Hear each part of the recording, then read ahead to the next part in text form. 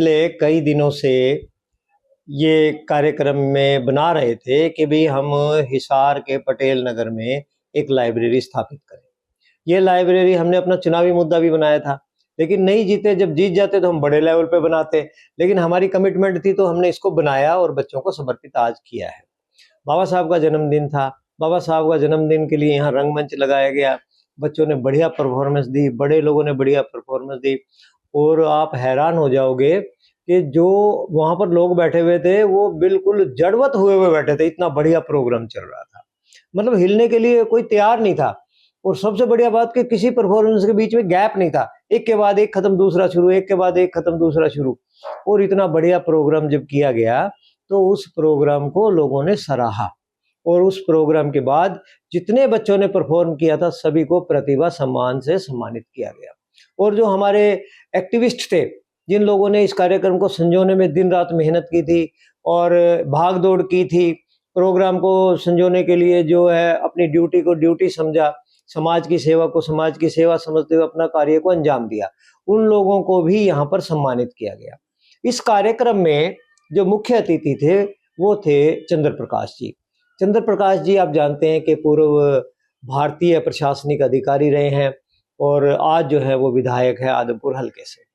वो यहाँ पर आए थे और इतना मंत्रमुग्ध हो गए वो इस कार्यक्रम को देख के कि जो हम लोग जो लौ जलाना चाह रहे हैं शिक्षा की, जो बाबा साहब का पहला जो था ना शेड्यूल, जो पहला उनका जो हमें वो वेपन मिला था टू एजुकेट, उस टू एजुकेट का मतलब ही ये था कि शिक्षित करो। हम लोगों को यहाँ लोग पढ़ा देते हैं कि शिक्षित बनो, उस शिक्षित बनो के चक्कर में है पिछले वाले का ध्यान देते नहीं और खुद बनने के चक्कर में पड़ जाते हैं, खुद कमिटमेंट कर नहीं पाते, इसलिए फेल हो जाता है। अब हमने इस विषय को उठाया कि बाबा साहब ने कहा था टू एजुकेट के शिक्षित करो, अब शिक्षित करने की ओर हम चल पड़े। तो यहाँ पर खासियत ये रही कि सब लोगों का ये था भी आज चाहे हम बिना खाने के रह जाएं, चाहे हम आधी रोटी खाएं, लेकिन अपने बच्चों को जरूर पढ़ाएंगे। और बच्चों को पढ़ाने के लिए ये उनको एक बढ़िया प्लेटफॉर्म मिल गया। ये जरूरी नहीं है कि वो यहाँ से किताबें ही लेंगे, ये जरूरी नहीं है कि यहाँ से वो अपने ड्रेस ही लेंगे या स्टेशनरी लेंगे। सबसे बढ़िया बात उन लोगों ने ये कही कि आपकी जो काउंसलिंग वाली जो आप चीज कह रहे हैं, जो बच्चे और उसके अभिभावक को इकट्ठा बैठ करके बच्चे का जो टारगेट फिक्स करने में जो मदद कर सकती है, इस विषय पे सबसे बड़ी बात हुई कि ये जो है आज तक किसी ने विषय उठाया ही नहीं। कि क्या होता है, एक बच्चा चाहता है कि मैं क्रिकेटर बनूं, उसके पेरेंट्स चाहते हैं कि वो एमबीबीएस डॉक्टर बने। अब बच्चे जो माँ बाप जो है वो खर्च कर देंगे, उसको अच्छा पढ़ा भी दिखा देंगे, सब कुछ बुक्स भी दे देंगे, अच्छी उसकी परवरिश भी बढ़िया करेंगे, लेकिन बच्चे का ध्यान उधर नहीं होता क्योंकि उसका ध्यान तो क्रिकेट की ओर है, क्योंकि वो क्रिकेटर बनना चाहता है। तो हमने ये प्रोग्राम बनाया हुआ इसमें काउंसलिंग के लिए कि हम दोनों से बात करेंगे। भाई आप एमबीबीएस बनाना चाहते हो, आपके पास बहुत सारा पैसा होगा तभी एमबीबीएस की बात कर रहे हैं, एजुकेशन लेंगे तो भी एमबीबीएस की बात कर सकते हैं आप, या कोई मदद ले सकते हैं अपने रिश्तेदारों से पढ़ाने के लिए। लेकिन जब आपका बच्चा क्रिकेटर बनना चाहता है तो आप उसको वहां ना लेके जाए। आप बच्चे को यह समझाए कि क्रिकेटर तो आप बन सकते हो और पढ़ाई के साथ साथ भी बन सकते हो। तो पहले पढ़ाई करो, पढ़ाई करके साथ साथ क्रिकेट खेलो, कौन मना करता है। आज यदि बच्चा एमबीबीएस की स्टडी करने का लगेगा तो कम से कम 6 से और 10 घंटे तक उसको पढ़ाई करना जरूरी है। और क्रिकेट के लिए क्या, क्रिकेट तो उसको 2 घंटे चाहिए खेलने के लिए, संडे चाहिए। आजकल बच्चों का यही रूटीन है, शाम को 6 बजे खेल लेंगे, संडे को खेल लेंगे, यही रूटीन है। और यदि उसका मतलब कैरियर बन रहा है क्रिकेट में तो वो उसका अलग पैशन हो जाता है, फिर तो वो दिन रात मेहनत करता है, उसका शेड्यूल चेंज हो जाता है। लेकिन एमबीबीएस करने वाले भी आज की डेट में मैं जानता हूं कि क्रिकेट बढ़िया खेल रहे हैं। जो पुलिस के अंदर है, जो आईएएस ऑफिसर है, वो भी बढ़िया क्रिकेट खेल रहे हैं। मुझे याद आ रहा है कि दिल्ली में एक प्रोग्राम हुआ था नेता वर्सेस अभिनेता क्रिकेट का, और क्रिकेट के जो हुआ था उसमें माधवराव सिंधिया जो है वो नेताओं के कैप्टन थे, और मनोज कुमार जो थे वो जो स्टार है हीरो, उनके कैप्टन थे। तो जब ये लोग क्रिकेट खेल सकते हैं, क्रिकेट को अपना पैशन बना सकते हैं, अपनी जिंदगी को पूरा उसी रूप में समर्पण देते हुए, तो हम हमारे बच्चों को उस लेवल पे क्यों नहीं लेके जा सकते। तो ये था कि बच्चे पढ़े और पढ़ाई के साथ खेले भी, क्योंकि हम खेलने पे पाबंदी नहीं लगाना चाहते, क्योंकि sound body keeps sound mind. यदि बच्चे का स्वास्थ्य अच्छा होगा तो उसका दिमाग का भी अच्छा रहेगा और वो कार्य करने में अपनी अहम भूमिका, क्षमता का प्रयोग कर सकेगा। ये थे। और इसके अलावा जो हम लोगों ने यहाँ पे प्रोग्राम में जिन्होंने हिस्सेदारी की वो थे टीटू सिंगला जी। टीटू सिंगला जी आप जानते हैं, कृष्ण कुमार सिंगला जी एक बहुत ही बढ़िया समाज सेवी और कांग्रेस के सीनियर लीडर भी है वो।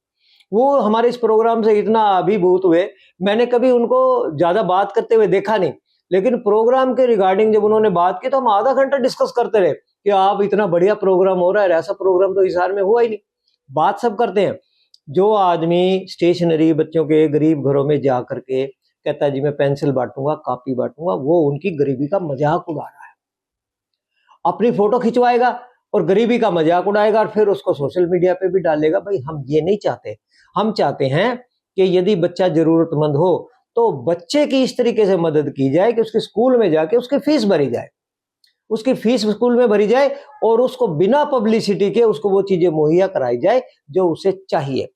यहाँ एक चीज बिल्कुल क्लियर है कि हमने ये प्रोग्राम था हमारा कि यदि बच्चे के माता और पिता दोनों सर्विस करते हैं और फादर जो है पूरी तनख्वाह को दारू में उड़ा रहा है, नशे में उड़ा रहा है, तो हम इस विषय पे विचार करेंगे। उसको सही सहायता देने से पहले उसके फादर की काउंसलिंग करेंगे, क्योंकि हमारा ये नियम है कि हम 3 मुद्दों पे काम कर रहे हैं: अंधविश्वास के खिलाफ, अनपढ़ता के खिलाफ और ये अपना नशे के खिलाफ।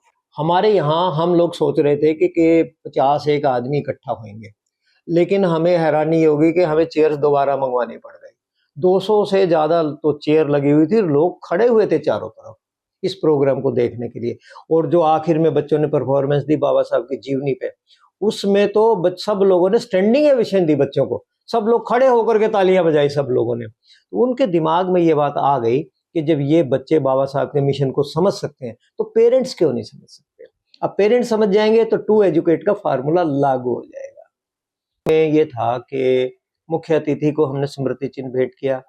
कृष्ण कुमार सिंगला जी ने ज्योति प्रज्वलित की कल्चरल प्रोग्राम की, उनको हमने सम्मानित किया।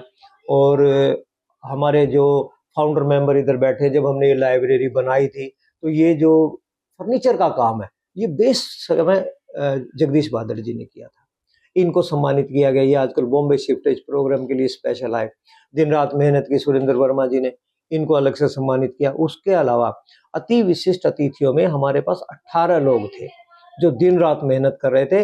और वो लोग जब हम उनको सम्मानित कर रहे थे कि हमें इस सम्मान की जरूरत नहीं है, असल में जो सम्मान है वो हम तब अपना मानेंगे जब अपने इस मिशन के अंदर 2-4 बच्चों को कामयाब कर। हमारे यहाँ हमने जो इंडियन सिविल सर्विसेज की बच्चों की जरूरत है उसकी तैयारी के लिए यहाँ बुक्स अवेलेबल है। जो बच्चा एमबीबीएस करना चाह रहा है उसके लिए बुक्स अवेलेबल है। जो बच्चा तैयारी करना चाहता है कंपटीशन की, उनके हर तरीके की बुक्स यहाँ पर अवेलेबल है। हमने जो इसमें ऐड किया है वो किया कि आज बच्चे 8वीं के एग्जाम दे चुके, रिजल्ट आने वाला है। 10वीं का बच्चे एग्जाम दे चुके, रिजल्ट आने वाला है। अब हम यहाँ पर टैलेंट हंट प्रोग्राम करेंगे और टैलेंट हंट प्रोग्राम में हमारा ये होगा कि हम बच्चों को अवेयर करेंगे कि आप चाहते क्या है। वो जो बच्चे चाहते हैं उस हिसाब से उनका, यदि किसी का एडमिशन होने में प्रॉब्लम है तो हमारी टीम का आदमी वहां जाएगा, उसका एडमिशन कराएगा, क्या प्रॉब्लम है उसको। यदि कोई सर्टिफिकेट, शेड्यूल का सर्टिफिकेट नहीं बन पा रहा है तो हमारा आदमी जाएगा कि उसमें क्या प्रॉब्लम आ रही है। मतलब ये कि माँ बाप को तो खाली ये देखना है कि मुझे मेरे बच्चे की जो घर है उसमें उसे पढ़ाई का माहौल बना के देना है। बाबा साहब का यही है, शिक्षा का जो अधिकारों में जो लिखा गया है वो बच्चे का अधिकार लिखा गया है कि ये प्रत्येक गार्जियन का, जो अपने वार्ड के पेरेंट्स हैं अपने बच्चों के, उनका ये फर्ज बनता है कि वो घर में बच्चों को शिक्षा का माहौल बना करके दे, शिक्षा के उनको अवसर दे। उनको केवल इस विषय पे काम करना है, गाइडेंस है वो हम लोग करेंगे, बच्चे की रुकावट है वो हम सब लोग दूर करेंगे। और ये जो 8वीं और 10वीं के बच्चे, इनसे हम लोग मिल करके, जो यदि इनका 8वीं का बच्चों का 9वीं में होने के बाद पीछे पढ़ने वाला नहीं है तो वो बुक्स हम लेंगे। 10वीं वाला बच्चा जो है वो यदि पास हो गया, उसके पीछे कोई दूसरा बच्चा नहीं है जिसको बुक्स की जरूरत हो, तो वो बुक्स हम लेंगे। और बुक्स लेने का हमने बिल्कुल क्लियर बनाया हुआ, कोई शर्म वाली बात नहीं, मांग लेंगे हम उनसे। मांग नहीं है कहा जी मैंने तो बेचनी है, तो फिर कबाड़ी कोई तो बेचनी है, वो हमसे ले लो। हमने हर हालत में वो जो विद्या की जो पूजनीय सामग्री है उसको बिकने नहीं देना, इस लाइब्रेरी में उपलब्ध करवाना जरूरतमंद को। बिल्कुल चलेगा। अभी जो है रिजल्ट आएगा 8वीं का और 10वीं का आएगा, फिर ग्रेजुएशन का आएगा। 10वीं में जो बच्चा टॉप करेगा हमारे एरिया में, किसी भी जाति का बंधन नहीं है, किसी भी धर्म का बंधन नहीं है। किसी भी जाति का बच्चा हो सकता है, किसी भी सेक्स का बच्चा हो सकता है, कोई लिंग भेद नहीं है, कोई धर्म भेद नहीं है, कोई जाति भेद नहीं है। उस बच्चे को हम इस हमारे सेंटर के द्वारा सम्मानित करेंगे। और कंप्यूटर में ये पहले भी बहुत से प्रोग्राम देखे हैं, जो आज हिसार के अंदर जो प्रोग्राम हुआ इस पार्क में पटेल नगर में, ऐसा प्रोग्राम पहली बार देखा सर। जो जिन लोग यहाँ पर दर्शक कहेंगे या फिर श्रद्धालु कहेंगे, बाबा साहब के अनुयायी कहेंगे, तो सब मंत्रमुग्ध हो गए इस प्रोग्राम को देखकर। और मैं ये कहूँगा जो भी आपके माध्यम से सुनेंगे, जो भी आपकी ये प्रोग्राम है, सबको ये रिक्वेस्ट करूंगा, आप बढ़ चढ़कर प्रोग्राम में हिस्सा लेने का प्रयास जरूर करें। और जैसे साहब जी ने बोला, यहाँ पर सभी सामग्री उपलब्ध है। और थोड़ा सा कंट्रीब्यूशन मेरा भी रहा इधर। मैं शुरू जब ये लाइब्रेरी का सिस्टम है, आपने शानदार पहले बतला दिया कि ये ऐसा थोड़ा सा मेरा भी थोड़ा योगदान रहा, और उसका फल आज शील्ड स्वरूप को प्रदान किया गया। मैं बड़ा गदगद हो गया, बड़ा खुश हो गया, बड़ा आनंदित हो गया। मैं औरों को भी इसको प्रेरणा का स्रोत बनाकर आगे प्रयास करूंगा कि आगे बढ़ चढ़कर हिस्सा ले। कैसा है इस प्रोग्राम के बारे में भाई श्यामलाल जी ने आपको स्पष्ट बता दिया है, पर फिर भी ये मैं आपको कहना चाहूँगा, हमारा शिक्षा के साथ साथ जो समाज के अंदर कुरीतियाँ चली हुई है, भ्रूण हत्या, नशा, दहेज प्रथा, हम शिक्षा के साथ साथ इस मिशन को भी लेके आगे बढ़ेंगे, और ताकि समाज में जो फैली हुई बुराई हो उन पे हम कुछ जो है अपनी सेवा से उसको कुछ कम करने का हम प्रयास करेंगे।